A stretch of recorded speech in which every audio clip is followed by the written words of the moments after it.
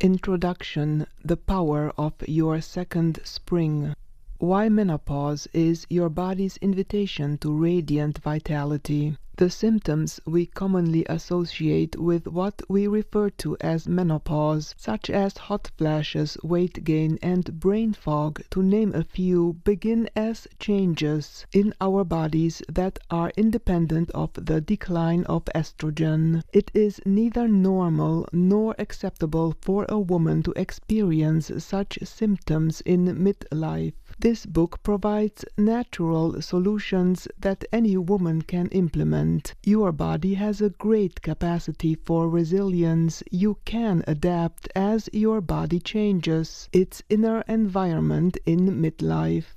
But why should you read a book about menopause? For a simple reason: you don't want to force yourself to endure what you can easily prevent with the right mindset and knowledge. You also don't want to give anyone else, whether a doctor, health expert, or media hype, the upper hand over your health. You don't want to depend on the outside for what you can implement from the inside as easily as at the snap of your fingers. You want to be independent and have the final say. You don't want to repeat other people's mistakes. Here is the point: the average woman's reproductive years are approximately 30 years, from 15 to 45. 50 is the average age at which women enter menopause. But many don't plan on having a child after 45, and perimenopause can set in at that time. Meanwhile, your non-reproductive years can be half a century or more, 15 plus 35 years after 45 if you live to 80. Many of us want to live significantly longer. The goal of one of my friends is to live to 112, towards which she lives with a dynamic grace. That is more than double the number of years spent without reproductive systems than with. Yet women are taught and conditioned about the watershed of decline into health disaster that this fraction of a life period, called menopause, will bring. An inaccurate mainstream understanding of menopause appears to significantly shorten our lifespans, while we are powerless to do anything about it. So we really should get our act together. First things first. The author's experiences with menopause were as disastrous as they could be, while my recovery was equally beyond my wildest dreams. It is very easy for any woman to slide down my path into menopausal hell. The mistakes I made are common daily, no matter your walk of life or motivation in picking up this book. By no means do you ever want to repeat mistakes you could avoid or reverse in a heartbeat, if only you knew how. My experiences deserve a place in the twilight zone. They were in a category separate from any other mishaps that may occur within a medical system that, on occasion, has committed blunders as serious as pulling the wrong tooth, prescribing unnecessary medications, and causing patient deaths through misdiagnosis. I'll start without the fluff.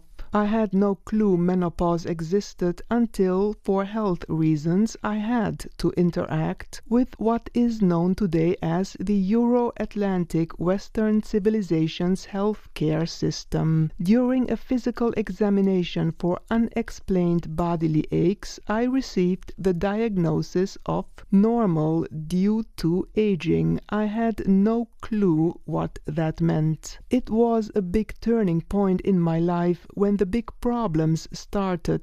I had arrived at a point where the only right decisions were the radical, immediate, fast, and completely soul-transforming ones.